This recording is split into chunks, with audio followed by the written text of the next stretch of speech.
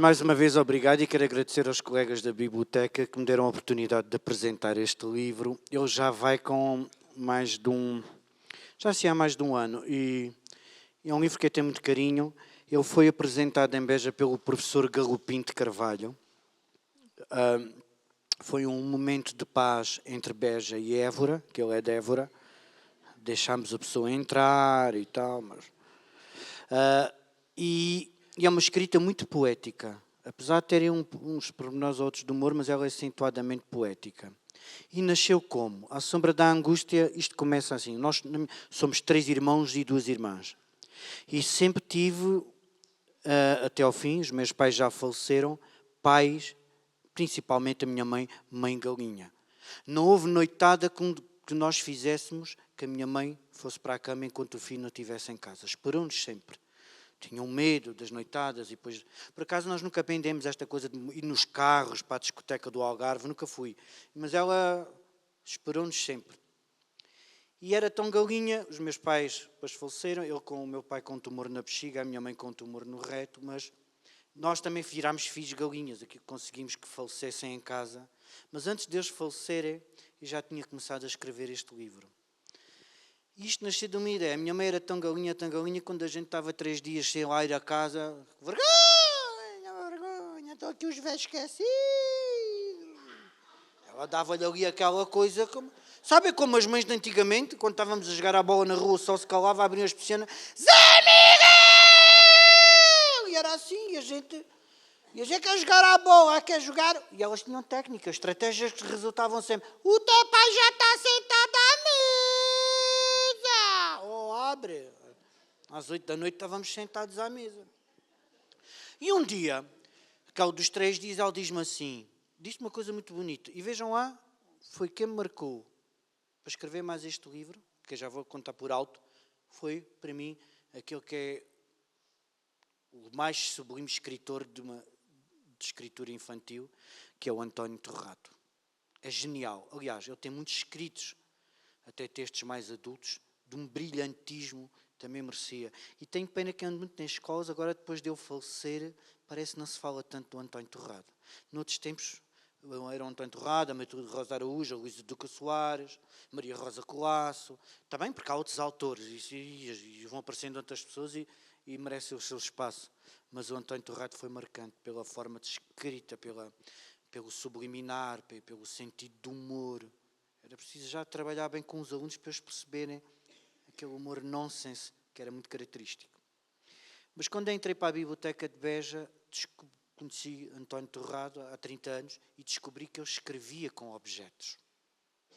Era brilhante. Era uma vez um porco milhalheiro. É uma história incrível. E eu fui buscar esta forma, não igual, obviamente, não tão genial, mas lembro da história do porco milhalheiro, que era uma vez um porco que tinha a mania que era... E na cômoda onde ele fazia vista, todos os outros objetos eram como um séquito. Olhava-os com desdém. O candeeiro dizia, é da luz. O relógio dizia, é 2 horas. E a jarra dizia, é do forno. Eu dizia, quer saber? Quando eu for grande, vou querer fazer dinheiro, vou construir fábricas de fazer dinheiro. E que vais fazer com o dinheiro? Eu vou fazer mais fábricas de fazer dinheiro, eu vou viajar, eu vou comprar palácio, eu vou... E não acabou a história. Porque veio um martelo, pimba, partiu. E diante dos cacos, o candeeiro disse, os projetos não tinham luz própria. O relógio disse, acabou-se-lhe o tempo. E a jarra deixou cair uma flor e a história acaba aqui. E eu nunca me esqueci desta forma maravilhosa. Tem um livro incrível, da editora ao jornal, são contos pequenos, quase crónicas, que se chama Almanaco Lacónico, se conseguirem comprar. Ele tem histórias do género, era uma vez um teto que se apaixonou por um chão. Era uma vez uma gota d'água que se apaixonou por uma faísca. Era uma vez um passaporte sem viagem, uma viagem sem o seu próprio passaporte. E aqueles diálogos são de uma coisa... E eu nunca me esqueci disto. E um dia vou ver a minha mãe naquele drama dos 3 dias e ela diz, é que vocês nem entendem. É que agora, 5 filhos, 3 irmãos, 2 irmãs, agora tudo me sobra. Sobram-me copos, sobram-me roupas de cama, roupas de banho, sobram-me louças, tudo me sobra. Só tem espaço. Ela dizia, a única vantagem é que pago menos de água e de luz. E eu fiquei a pensar naquilo e diz-me assim, aí é que eu fui buscar o António Torrado, eu tenho que escrever sobre isto. Agora até já vejo a corda do estendal da roupa, que era sempre tanta roupa lavada e estendida. E eu fiquei a pensar naquilo e comecei a escrever. Os meus pais já muito idosos, o meu pai morreu com 92 e a minha mãe com 87, estavam sempre ao final da tarde à Marquise. O meu pai era um homem com a quarta classe, mas daqueles extremamente cultos. Tinha uma cultura literária maravilhosa. Eu entrei no mundo da literatura, nos russos, nos autores franceses, porque lia muito. Eu lembro, poucos dias antes de morrer, estava a ler ali um escritor, diz-me assim, este moço não escreve mal. Quem é o moço, pai? Era o Miyakoto. Andava de volta daquele moço. E eu disse, pai, tenha cuidado, pai, vai, que agora quando se muda as páginas do Miyakoto, no verso já está escrito José Eduardo Agualusa. Vamos perceber a boca. Que esse na escola do outro. É verdade, onde quer que vai, só leva o tempo falando do outro. E eu gostava muito de ouvir tango, canto alentejano, e quando a minha mãe me disse aqui, hoje estavam sempre ao final da tarde, meu pai fazia assim, sabem aquele homem muito idealista, o homem que sofreu muito com o 25 de Abril, teve família presa, torturados, 2 irmãos, mas ao final da tarde, ele tinha sempre uma dependência muito grande da minha mãe, ele marcar um número de telemóvel não conseguia. E estava sempre olhando para o relógio na parede da cozinha e dizendo, Georgina, tanto filho, tanto neto, fora lá um Deus, a ver se vem cá alguém hoje.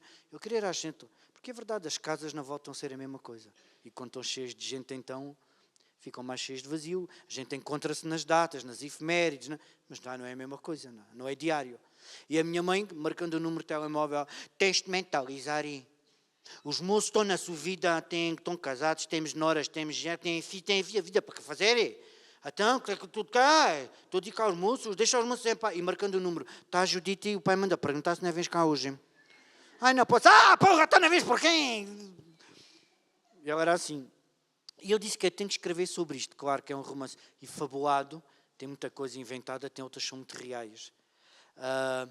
Que era aquele homem que estávamos à mesa, por exemplo, e a minha mãe dizia, o meu pai dizia, Gina, traz-me lá o pão e o queijo. Levanta, tu não sabes nada, eu já me levantei, já estendi a roupa, pus a máquina a lavar, já passei, já fiz o comer, sempre a mesma coisa. Silêncio. Quando o meu pai se levantava, onde é que vais? Vou buscar o queijo, mas tu sabes onde está o queijo? É no frigorífico, mas sabes em que parte do frigorífico é que está o queijo? Senta-te aí, homem. E eu vou descrevendo um bocadinho isto, porque é uma vida... Eu lembro de perguntar, mãe, mãe, namoraram 7 anos, estiveram casados 62. Digo, mãe, até mas para casar com o pai, teve que namorar 7 anos. Resposta dela, era preciso tirar dúvidas. Acho muito bonito. A minha avó dizia, pois com certeza. A mãe dela dizia, pois com certeza. Até hoje ainda não deram um beijo na boca, já tem 3 filhos para reconhecer, atenção quem. E o livro navega sobre isto, e é muito poético, querem perceber, é visto do lado dele. As histórias de objetos que aparecem no meio deste casal, que rememoriza o que é estar 70 anos juntos, são histórias inspiradas em António Torrado, porque era uma vez um estendal sem roupa. Essa história, por acaso, acho que foi bem conseguida. É o vazio da corda sem ter uma peça de roupa lá. Só os pássaros não é que pousam, sinal que a família... Ou era uma vez um pão sem cabeça, ou era uma vez um relógio que nunca saía da parede. Lembram-se? As nossas mães faziam muito isto, que era, ano a ano, fazia-se aquela limpeza geral de alto a baixo, tirava-se os quadros, os relógios, era rodapé, que era tudo lavado, esfregado. Quem tinha suai de madeira estava lixado, que era paredes lavadas com chiva, pois tudo encerado, era um cheiro a que era uma moca. Já mais o chulé dos 3 filhos no verão, escuta ali no final do verão, o tempo estava quente, chulé, lexívia e cera, parecia que a gente estava no primeiro Festival Sudoeste há 40 anos, que eu dava uma moca na gente, ninguém dormia, eram os cortinados lavados, tudo ali na máquina, era um conflito, ainda hoje tem rinite alérgica, ainda hoje espirro com qualquer coisa, xícaras. O meu mano mais novo dizia, ei mãe, com este cheiro, a gente aspira, até que é que tem a criança, a casa asseada, mãe, até parece-me saltou os tomates, com os... O meu mais novo, mas tudo lavadinho. E lembra-se quando se tirava aquele quadro, aquele rosto, ficava a mancha. Era lavado, era pintado e aquilo não saía. Mãe, mas aquilo está por trás do rosto, não se vê. Mas ela pensava que tinha lá a mancha, era o que faltava. E toma, toma, toma, e alguém andava sarrazinando, como se diz. E vai-se rememorizando. O livro cresce em torno disto. Embora tenha aqui, e é inspirado também, vão ver, na lenda de Beja, que é a lenda do touro e da cobra, que diz que, em tempos antigos, minha mãe contava essa lenda, que havia uma cobra que atacava os pomares, os bichos e as hortas das pessoas. E as pessoas, para fazer frente à cobra, envenenaram um touro de grande porte, para ir combater com a cobra, sabendo que quando ela mordesse, ingeria o veneno, o touro morreria, mas ela também. E ele conta a lenda de outra maneira. Com os combates entre o touro e a cobra, é um combate, não é? Também é a disputa de uma vida de 70 anos juntos. E tudo o que tem a ver com isto. Eu só li o início para perceberem como é que era. Que diz assim: meu amor, só hoje sei, tantos anos passados, que uma vida a dois é a arte de chegar ao fim num único ser.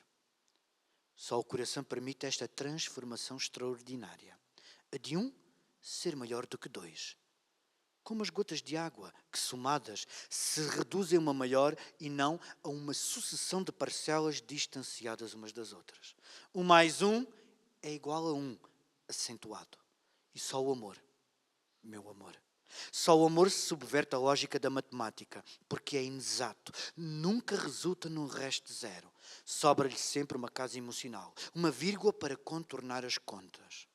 Não é a aritmética que importa, nem as operações que nos conduzem aos resultados ambicionados.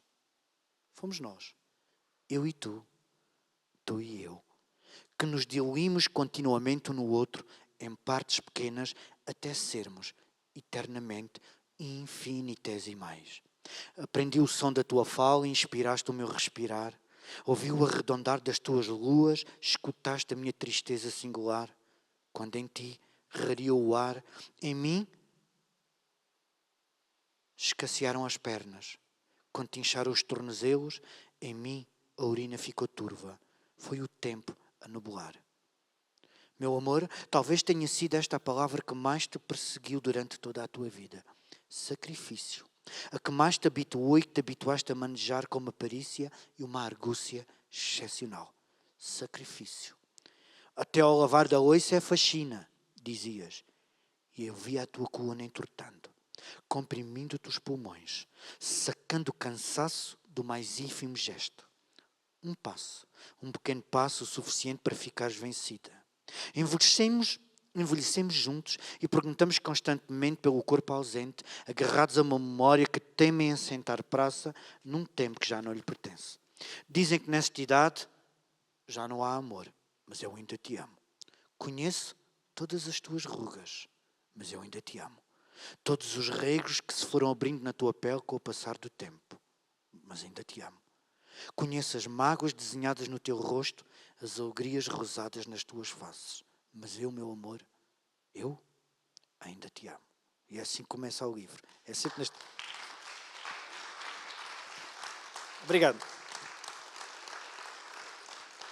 Ele é muito poético. Tem uma parte muito humorística que, curiosamente, eu recolho muitas histórias de pessoas, histórias de vida. Há ali uma parte em que se discute, eu desmonto a lenda de Beja e discute quem é que nomeia o touro para ir combater a cobra. Há as forças eclesiásticas, há a nobreza, há o touro, há os mercadores. É uma discussão muito atual. Mas eu tive há pouco tempo um livro que escrevi que foi publicado pela Câmara de Arraiolos, chama-se Reencontros de Arraiolos. E eu tinha um projeto lançado por uma associação de desenvolvimento local e recolher contos. E fui 3 vezes a vários lugarejos, São Pedro da Gafanhoeira, Vimieiro, Valpereiro, lugarejos e aldeias de Arraiolos. Ninguém me contou um conto. Porque as pessoas não contam contos. Basta estar 10, 12 pessoas. O conto é uma coisa engraçada. Este tempo da palavra demorada, as pessoas não se expõem aos outros. Mas histórias de vida ouvi muitas. Tanto quando o livro depois foi lançado, essas pessoas chamavam-me à parte. Mas você gosta disso? Contavam-me contos. Mas no máximo estavam 2 pessoas. Uma coisa curiosa que aconteceu. Algumas histórias de vida são muito semelhantes. E há aqui, não estão aqui, mas partilho convosco. Há 2 ou 3 maravilhosas. Há uma, eu estava nas ilhas, quem não sabe, quem se vai de Évora para Arraiosa, há uma terra no Alentejo profundo que se chama Ilhas, tem uma subida, que é a mesma descida, e há 40, 50 anos chamava-se Ilhas de Cima, Ilhas de Baixo, e parece que a malta não se dava. Os da Ilhas de Baixo não tinham ordem para ir lá acima à fonte, nem namorar as raparigas das Ilhas de Cima. Estão a ver como a gente cria fronteiras em menos nada? E estavam umas velhotas a contar isto, diziam-me assim, tu lembras-te de Maria Eugénia? Eu adoro Eugénia, para mim é mais bonito que Eugénia. Eugénia tem oxigênio, estão a perceber? Lembras-te da tua mãe com uma caixa de fósforos? Eu digo, uma caixa de fósforos.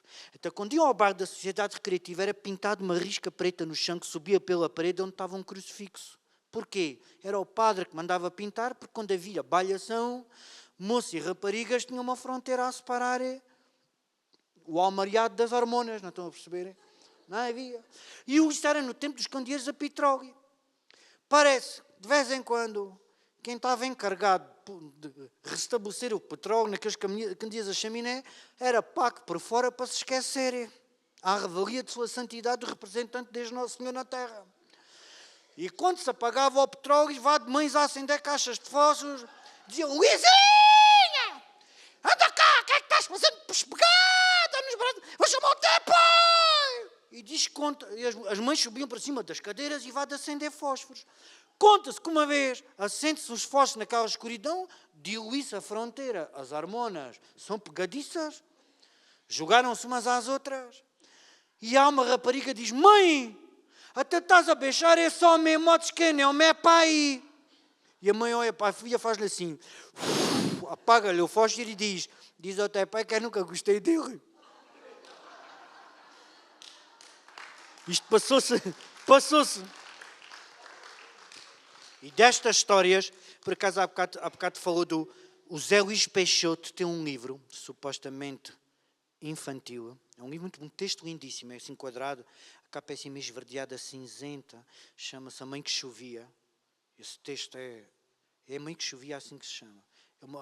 Esse texto é maravilhoso. Talvez seja o melhor do Zé Luís Peixoto. Eu já vi lá vários livros dele, mas quando chegou à casa à escuridão, disse, nossa senhora, aquilo é tanto morto, que isto parece uma alerta CM, não vamos já parar o livro, senão vem direito a mim. Uma escrita densa, profunda, mas A Mãe que Chovia, ouvi contar isto de outra forma. É incrível. Um senhor de 82 anos, vive em Passo de Arcos, mas é do Vimieiro. Mas desde que acabou, todos os fins de semana, o homem vem à terra. Tem o seu hortejo, a sua casa. E estamos a contar histórias de vida e no meio daquela, porque as pessoas às vezes custam até pegar alguém, e depois se alguém tem mais palavra que o outro, nós também temos que gerir, senão as pessoas todas querem falar. E ele diz assim, quando chove muito, assim do nada, quando chove muito, lá em Passo de Arcos sai de casa nem guarda-chuva, nem gabardino. Dizem que é tão louco, tão maluco, coitado, o homem já não está bom da cabeça, é a mãe e a filha atrás dele, e ele vai. Eu digo assim, então, mas porquê é que você faz isso? Para ver a minha mãe no outro lado da chuva. Eu digo, diabo, tu mas... Está armado em Herberto Helder com uma coisa desta. Eu digo, olha...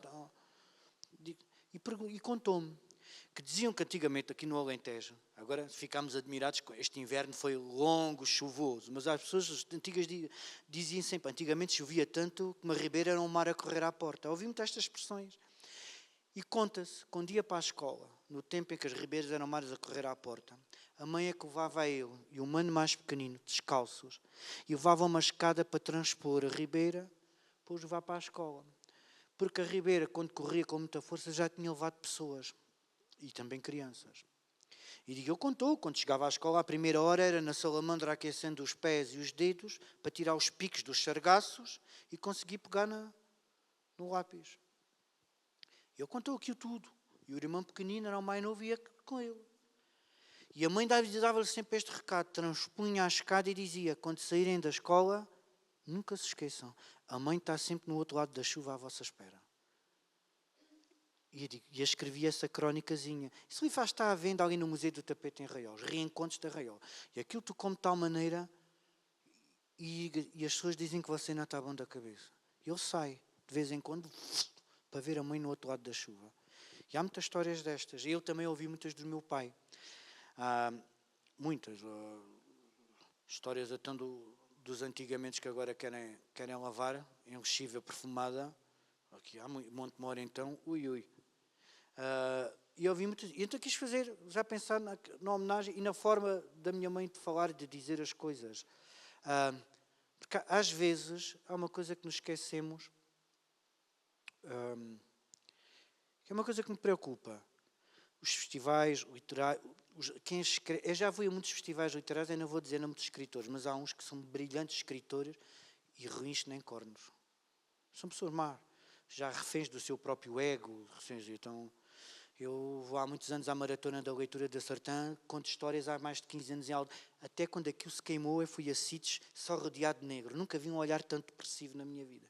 Fui aí com um escritor muito famoso e eu recusava-se a contar histórias do livro dele, porque eu aceitou ir, que achava que aquilo não era o público dele. E eu disse, mas você é de Angola, está aqui muita gente, que até esteve no ultramar, conhece os lugarejos, os sítios. Portanto, é que você inspira-se também na tradição. Olha cá aqui, se calhar a gente tem que sair do nosso... Não fez. E eu não gosto de... E é por isso é que eu gosto muito das pessoas, destas expressões. Vou ver a minha mãe no outro lado da chuva. Isto é uma expressão de uma beleza extraordinária. Isto lembra o quarteto de Pablo Neruda, quando o outro diz que fez uma metáfora. Não, acabaste de fazer uma... Não, eu não admito que tem coisas bonitas. As pessoas têm coisas bonitas. E nós às vezes colocamos num pedestal... E depois andamos todos muito preocupados porque é que isto está como está. E eu lanço aqui uma questão, porque é que qual o papel dos agentes culturais em trabalhar com as comunidades, em descentralizar e se pôr ao nível das pessoas? Porque a gente percebe mais, não sobe o nível, a gente é que pensa que sim, não é? E este livro que reflete duas pessoas, que, de facto, meus pais maravilhosos, que, por exemplo... Que é lições para a minha geração, a gente diz, mora nas cidades, ninguém se fala, mora no prédio. A minha mãe morava num prédio em Beja, ela tinha a chave da casa de todos os vizinhos. Os vizinhos, quando saíam, vizinha Jorginha, está aqui a casa, veja, a chave, veja lá as flores, a minha mãe cuidava do prédio. A gente hoje não faz isso. Claro, saber deixar da outra. É aquela coisa, vizinha, ia-se pedir uma caneca de café, uma petinha de café, uma petinha de açúcar, estava a acabar. Aqui, claro, batia-se depois na rua toda do alto a baixo, não é? E a gente ia pedir café, olha, a Maria Clara deixou o marido. Calma lá, deixa lá, calma, o café que fica aí a coalhar. Mas pronto, as pessoas falavam, e o livro também reflete um bocadinho disto. Esta inspiração em António Torrado e no que é estar uma vida junta, não é? O que é... E aguardar e sentir que a casa não volta a ser a mesma. O livro já vai em 4ª edição, mas também tem aqui uma parte, vou dizer... Vai em 4ª edição, mas sou eu que os vendo, que a editora não faz um corno. Sim. Outro dia eu disse-me, está a vender bem. Então, já vender 3.000, 2.500 vendi eu. Eu já estou numa fase que até nos funerais. Dou os pêsames à viúva. Você precisa aqui de um conforto. Estou abraçando-a e meto-lhe a boca ao ouvido e digo assim, tenho MBA. Eu estou nessa fase. E o outro disse, estamos a vender, então não fazes nada, desgraçado. E depois isto é mesmo por gosto, é paixão, quem tem livros sabe, é porque os autores ganham dos livros 5 a 10% do preço de venda ao público. Tem que se vender muito, muito para ganhar ali dinheiro.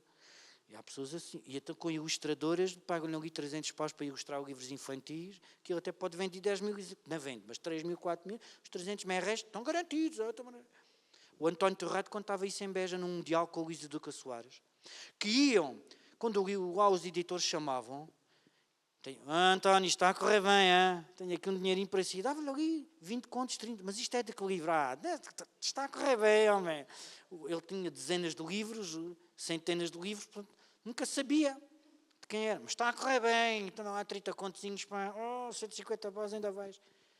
Mas pronto, eu faço também por gosto, é o segundo romance. O primeiro romance vai ser reeditado, chama-se Não Há Seda nas Lembranças. E eu toco muito a ouvir as pessoas. Vou falar um bocadinho deste romance. E é muito esta coisa, este enredo das 1001 noites, tudo se mistura. Às vezes dizem, mas queres falar disto e vais por ali, por ali. Isto é uma coisa muito da literatura e da oralidade, que é, a gente diz qualquer coisa, pergunta qualquer coisa, então, onde repararam? Ainda vamos tendo isto, que é o que nos define, distingue da inteligência artificial. A gente, quando está com a família, a minha mulher faz sempre isto, é horrível, é na balada, nas despedidas, tu ficas mais 2 horas ao pé. Estamos a abalar. Ai, que sapatos tão bonitos. Tu não sabes o que é anda à branca do sapato. Olha, fui ali, fui assado, fui cozido. Depois não me fazem bem porque tem um dedo do pé assim, tal, e um gajo... Porque esta necessidade de falar, perguntamos qualquer coisa e nós derivamos. É Sherazade, das 1001 noites, é aquilo. Não? Para não ser morta, ela vai contando histórias. Temos essa necessidade da prosa, de prosear. E ainda bem, estamos-nos a deixar substituir por por estes tempos. A tecnologia está-nos a dispensar. Estamos a inventar um sistema que nos dispensa. É uma coisa horrível. Hoje vi para ver, um músico que dizia: não me importa que me acusem de ter feito uma música de inteligência artificial. Um famoso desde que vende milhões. Habituem-se porque isto vai ser assim. Portanto, às tantas, não é? Para estudar, eu volto a falar de meu amiguito, ele sabe, mas para estudar guitarra clássica, conservatório, que são horas e horas e horas, dias e dias, anos e anos atrás de anos. Hoje não, um gajo mete-se ali no YouTube, 100 mil visualizações. E pronto. A buçalidade, a mediocridade, porque nós estamos a perder, de facto, palavras. É uma coisa que me preocupa muito, que é, vamos ver um concerto, vamos ver uma peça de teatro, até um livro. Gostaste? Onde reparar? Top. Mas o enredo, a atriz, top. Tudo é top, não se consegue já distinguir. Falar da dramaturgia, da intensidade, das faculdades que ela tem enquanto atriz ou ator, as expressões, a intensidade dele, não, top. Arruma-se logo a questão. É por isso que a ópera já não tem futuro. Aqui são coisas de 3 e 4 horas, top. Vês 10 minutos, não, foi top. Porque nós estamos reduzidos. E a verdade, a gravidade é esta, que isto parte do princípio que há bocado falava, é quanto menos léxico, menos linguagem, menos competência linguística, menos complexidade da linguagem. Se não havendo isso, não há pensamento, não há argumento. Por isso é que aquele que está aí na moda, esperto, percebeu, e muitos, que o primeiro embate é o que tem visualização, na interpretação. E a mentira é imediata, a verdade precisa de prosa. E prosa adquire-se com conhecimento. Isto é que está o problema. Hoje até há pessoas universitárias agarradas à inteligência artificial que não fazem nada. Há programas em que eles preparam as aulas de um dia para o outro. Portanto, as pessoas, estamos num mundo a caminhar para um mundo que nos substitui. Por preguiça e tudo. Eu gosto muito, voltando aqui um bocadinho, eu gosto muito de ouvir as pessoas, há histórias de vida incrível. O primeiro romance que vai ser reeditado foi uma história de vida que ouvi em Castro Verde. E foi o primeiro trabalho que eu tive na biblioteca. Tive que ir à biblioteca de Castro Verde. E estava com os velhotes da Santa Casa da Misericórdia de Castro Verde e os miúdos do infantário. Contando histórias, e os idosos todos muito sérios, elas todas vestidas de preto. E há uma senhora que tem uma bengala, os miúdos têm que se ir mais cedo por causa do transporte e aquela senhora ficou. E aquele grupo de idosos disse: então, mas gostaram? Não havia expressão nas pessoas. E diz assim: a mesma camabala são os meus companheiros e camaradas. Assim com um sotaque diferente. Então o que é que aquela senhora me contou? Ela fugiu de Badajoz, acho que é 28 de agosto de 1937, quando as tropas franquistas bombardeiam Badajoz. Não sei se leram. Eu depois pesquisei muito sobre aquilo. Eu disse: eu tenho que escrever isto. Mas aquilo era tão duro, tive que fazer umas derivações, porque o primeiro jornalista a entrar em Badajoz depois de chegarem as tropas franquistas é português. Há um livro mesmo que é A Tomada de Badajoz, que são rios de sangue a correr na rua. Porque depois, não sei se sabem, Franco vem com as tropas marroquinas e foi à Idade Média. O saque é vosso. E há coisas de testemunho. Depois foram abafados e bem abafados, mas ainda há testemunhos escritos. Que depois as pessoas, muitas fugiram para dentro da catedral, mulheres, idosos, crianças, que foi tudo passado a pente fino. E então, a história foi esta. Para verem que não deixa de ser algo belo. Vejam como a vida é mesmo assim. Não tem duas faces. A vida só tem uma face. É nessa face que vivemos tudo. Eu não gosto muito desta coisa.